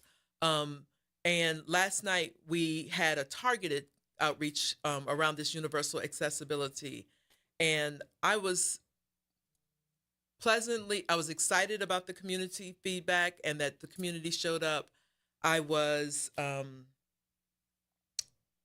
shocked at my ignorance about some of the challenges that they have, particularly like the deaf community. I didn't realize that there was a Black deaf advocates group here in New Orleans, right? That's just not a community that I encountered. Right. But to hear some of their challenges that they're having, and it just gave me a different level of empathy and thought process. So the team, we know we have more work to do in improving our customer service, but thinking about like our challenged community and the challenges they're facing, how do we make sure as we are redesigning our customer service or redesigning our system, we heard like they needed more visual displays on the buses to tell them what stops were there. Right. Now that you mention it, that makes sense. Exactly. It makes sense for everybody. Right. Yeah, right. But so how do we start to what is needed and how do we create a standard? That's what this study is about. How do we create a standard for universal accessibility that makes accessibility for all, and we can start to improve accessibility for all in the city? Those of us who are fortunate to travel and ride public transportation in other places, we kind of see that, right? We see the improvements. We see how they're doing things. So how do we bring that back home? But also target New Orleans and what is our special needs community. So that survey is up and available on our website. And we're encouraging those who work with the challenged community, those who have these special needs, to participate in the survey, so that as we're designing the solution, is designed with their community, their comments in mind. So tell people where they can find that online. It's please. on NORTA.com, New Orleans Regional Transit Authority, NORTA, NORTA.com. And there's a homepage for special page for projects.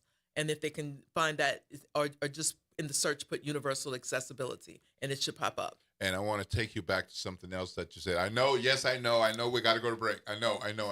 But I want to take you back to something you said that I know exists, but I'm not sure others know exists. These meetings where people who use RTA can come. And, yes. and it's like on the regular. I mean, and you don't have to have some title people who use RTA, you can be pissed off. And we will hear your comment. So right. The first Wednesday of every month at 5:30 in our boardroom. And we want to hear, it's an informal meeting. It is the writers' meeting. It's not the board meeting. And so comments session is, instead of 3 minutes, we typically give 5 minutes. If we have, it's a dialogue, right? So people come up and say, I had this problem. If we can solve it or give them an update right there on the spot, we'll give them an update. If not, we'll log their comment and try to get that information back to them. Well, it's not every business that operates that says, come on and tell us what you love and even what you don't. So I think it's a wonderful opportunity for those who take part in RTA. Or if you don't and you want to learn about it, like you not just going to the La Paz app, which is a wonderful opportunity to learn all kinds of things, even, real time. But you can go and talk to human beings. Yes. And ask questions. It might seem very basic, but for somebody who might not be familiar, you can go there and learn more. Yes. It's the public's meeting. All right. Wonderful. Well, thank you so much for being with us for this segment. I know you've got a lot of things to do, especially working on these projects. Looking forward to seeing those incredible wraps for the 65th anniversary. And want to encourage folks to do what my friends have done, look at the Jazzy Pass or other passes. And as a young senior, I want to make sure y'all know we get a little discount, y'all. Oh, yeah. We get a little discount. So check that out. You're listening to WBOK 1230 AM. The talk line is 504-582-9422, 504-582-9422. If you want to talk to us about the government shutdown, the mayor's budget, the possibility of raising your property taxes to help pay for the deficit, give us a ring, 504-582-9422, or whatever else is on your mind. You're listening to WBOK 1230 AM, what New Orleans is talking about all day long.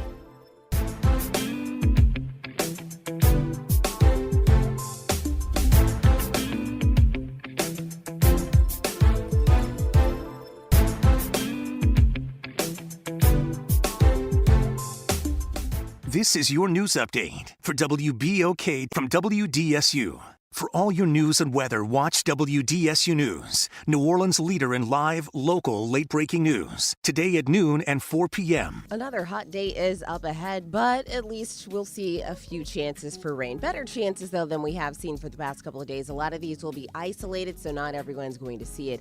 Highs today will end up being into the mid to upper 80s for most of us. We'll also see cooler temperatures for your Friday, highs into the low to mid 80s, and then for the weekend, increased chances for rain. From the WDSU First Warning Weather Center, I'm Raven Richard. This is Monica Pierre along with Sally Ann Roberts-Davon, co-host of Your Power is On. Tune in Sunday mornings from 7 to 8 a.m. for music that feeds the spirit. Get your Sunday on. Right here on WBOK 1230 a.m. and WBOK1230.com, the station you listen to all day long. Tired of the impersonal, one-size-fit-all style of banking? You deserve a bank that delivers exceptional service and personalized attention to your needs. That's the Home Bank Standard. Since 1908, Home Bank has been a trusted financial partner for businesses and families because we go the extra mile to help you reach your goals. See for yourself why Home Bank is good for business, good for life. Stop by any New Orleans area location or find out more at home24bank.com. Home Bank, member FDIC. New Orleans is an easy city to love. It shouldn't be a hard place to live. I'm Matthew Willard, born and raised in Gentilly, proud to carry on my family's tradition of public service. In less than 6 years, I passed 36 bills that made a difference. Now I'm running for City Council at Large Division 1 so we can keep living in the city we love. Safe, affordable, and one that gets the job done. New Orleans, let's make it happen. Paid for by the Matthew Willard Campaign.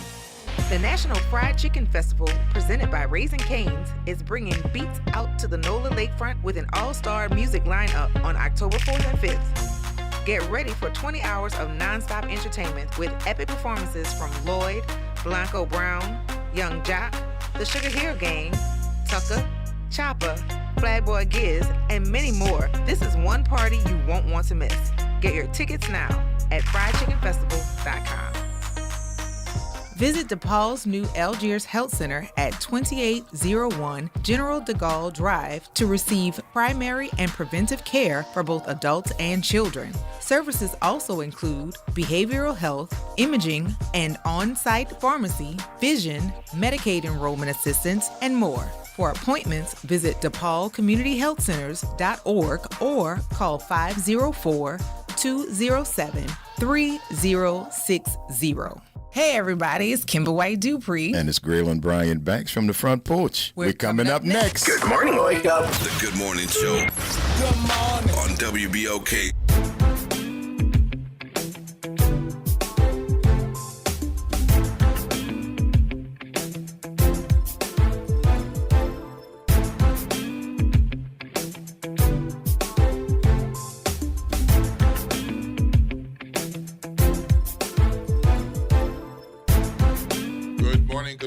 Good morning, New Orleans.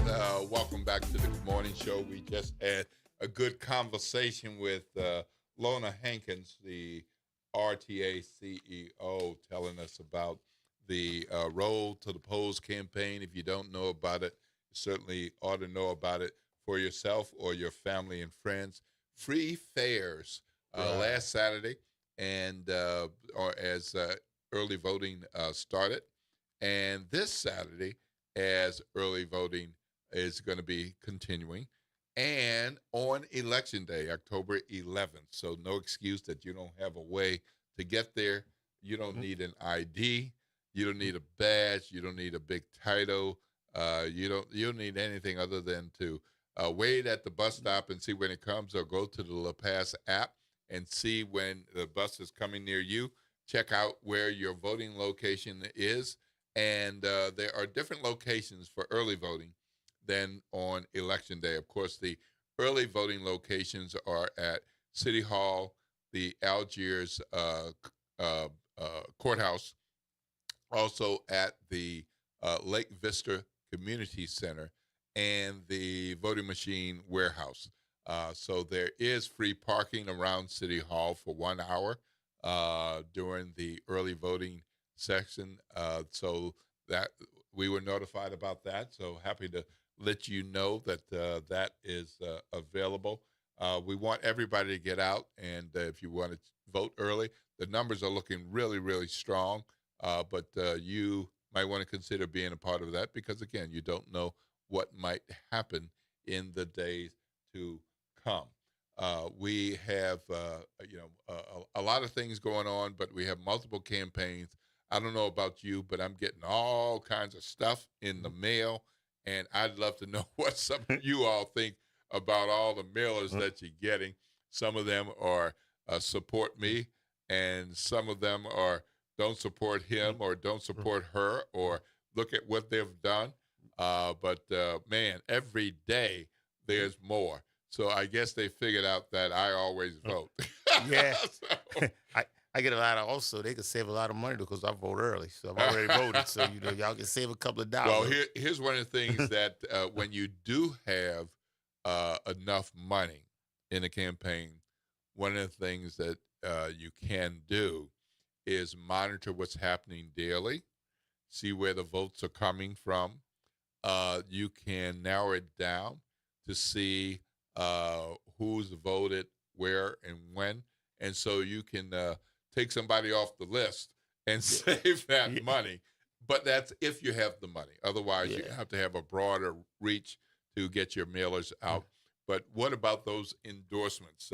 Are you all swayed by the endorsements? And if so, is the endorsement of your friend or church member a better endorsement than somebody who is a congressman or a former congressman or the district attorney or a former mayor? Who are you more likely to listen to? If you don't get a chance to tell us about that today, I sure would love to hear about that tomorrow. The campaign is ongoing. There's lots of places where you can get information. I do want to tell you that LSU could hire its next president by the end of October. That's according to Piper Hutchinson from Louisiana Illuminator. And they have accelerated the timeline for the folks who they are looking at. They're going to conduct interviews through October 20th. And by October 21st, they expect to recommend finalists to the LSU Board of Supervisors. And then the board could vote to hire a president at its October 24th meeting. So this is the vacancy left by LSU President William Tate, who, of course, left and went to be president of Rutgers University in New Jersey. So that's a big job, and a lot of folks are affected by that, particularly faculty, staff, and students. A lot of New Orleanians and folks in Jefferson Parish, St. Bernard, St. Tammany have students or loved ones in school at LSU, and so you certainly want to know who the president is going to be. Well, one of the things that happened at the most recent Presidential Search Committee meeting was that 7 LSU students were ordered out of the room. They were ordered out of the room for exceeding their allotted time for public comment. So these were members, students affiliated with the Students for a Democratic Society as a progressive student organization. And they were there to protest in advance, to disrupt the meeting, to make their point that they do not want a MAGA president for LSU. So they see what's happening in Florida, Texas, and elsewhere, and so they wanted their voices heard, and they were allowed time, but they went over the time, so there were 7 of them who criticized the committee, and they characterized that committee as illegitimate, and they allege that the committee is doing nothing but Governor Jeff Landry's bidding, and they're fearful that this search will result in a MAGA president of the Louisiana flagship university. Wow. Well, like I said, free speech. Everybody has the right to free speech. They just went a little too long. So Yep. Well, just be aware that's coming up this month. It is the 1st of October, and we've got the month to go. But there's going to be a lot of things happening at LSU in the city of New Orleans. Of course, the campaign and the budget. We've had quite a full show today. Larry Barabino and Captain Lee Jackson, Barabino from the NORD CEO, and Captain Jackson from Open Waters Louisiana Board, talking about free swim lessons and what kind of careers this can lead to. Of course, we had Lona Hankins, the RTA CEO, just moments ago, telling us about the the Road to the Polls campaign, the New Orleans Legacy Project Partnership, the Algiers Ferry Terminal Renovation Project, and the Accessibility Study and Survey. And every Thursday, it's time for Congressman Troy Carter. So he updated us on the government shutdown and the new podcast, What Makes America Tick, which will be airing on WBOK at 1 p.m. today and again at 8. You're listening to WBOK, 1230 a.m. What New Orleans is talking about all day long.